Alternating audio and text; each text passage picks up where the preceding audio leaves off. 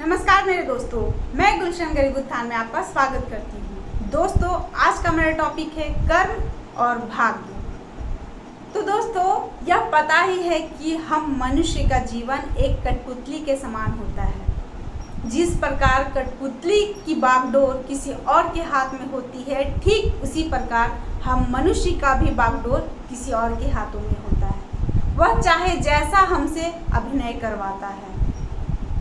हमारे जीवन की कहानी वह पहले ही लिख चुका है, तो इसलिए जीवन में कभी भी उतार चढ़ाव आए तो ना हमें ज़्यादा भयभीत होना चाहिए और ना ही ज़्यादा खुश होना चाहिए। हर मनुष्य इस धरती पर एक सीमित अवधि के लिए आता है और उसके हिस्से में जितनी भी सुख दुख होती है उसे हर हाल में भोगना ही पड़ता है। और इसलिए कहा भी गया है कि हर किसी को मनचाही दुनिया नहीं मिलती, किसी को कभी ज़मीन तो कभी आसमान नहीं मिलती। इसी प्रकार हर मनुष्य की नियति तय होती है और कर्म और भाग्य दोनों एक दूसरे से जुड़े होते हैं। दोनों में एक गहरा रिश्ता होता है। लेकिन कुछ लोगों का कहना है कि भाग्य कुछ नहीं होता, सब कुछ हमारा कर्म ही होता है। लेकिन बहुत से लोगों का यह भी कहना है कि कर्म कुछ नहीं होता, सब हमारे भाग्य का खेल होता है। लेकिन मैं यह बता दूं कि सच बात यह है कि भाग्य के बिना कर्म अधूरा होता है और कर्म के बिना भाग्य अधूरा होता है। इस पर मैं आपको एक छोटी सी कहानी सुनाना चाहूँगी कि एक रास्ते से एक चोर गुजरा। उसे उस रास्ते में एक गाय जो दलदल में फंसी हुई थी उसे दिखाई दी, लेकिन वह उसे अनदेखा करके वो आगे बढ़ गया और आगे जाते ही उसे कुछ आभूषण मिले। ठीक उसी रास्ते से एक साधु भी गुजरा। उसने गाय को दलदल में फंसा हुआ देखा तो उसने गाय की मदद की, उसने गाय को बाहर निकाला। लेकिन थोड़ी दूर जाने के बाद ही वह खुद दलदल में गिर गया।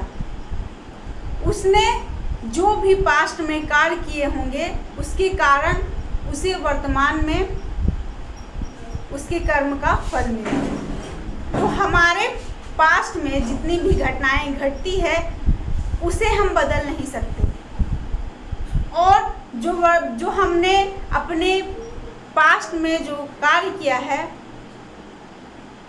उसका भुगतान हमें प्रेजेंट में करना पड़ता है। असल में मनुष्य के पूर्व में किए गए कर्मों का फल ही भाग्य होता है, जिसका फल हमें वर्तमान में भोगना पड़ता है।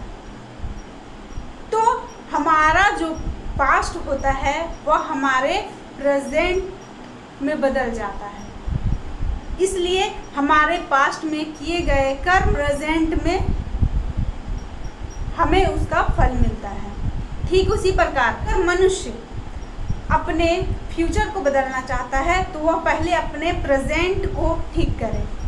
जब तक उसके प्रेजेंट के कर्म ठीक नहीं होंगे तब तक उनका फ्यूचर आने वाला जो फ्यूचर का जो भाग्य है वह नहीं बदल सकता। तो हमें अपने कर्म और भाग्य दोनों को ही लेकर चलना होगा। मनुष्य के लिए यह दोनों अति आवश्यक है। मैं फिर यही कहूँगी कि बिना भाग्य के कर्म अधूरा होता है और बिना कर्म के भाग्य अधूरा होता है। तो दोनों को हमें बैलेंस करना बहुत ज़रूरी है। पास्ट में किए गए कार्यों को हम बदल नहीं सकते, लेकिन हम अपने फ्यूचर को बदल सकते हैं और फ्यूचर जो है वह हमारे प्रेजेंट पर निर्धारित होता है कि हम अपने प्रेजेंट में क्या कार्य कर रहे हैं।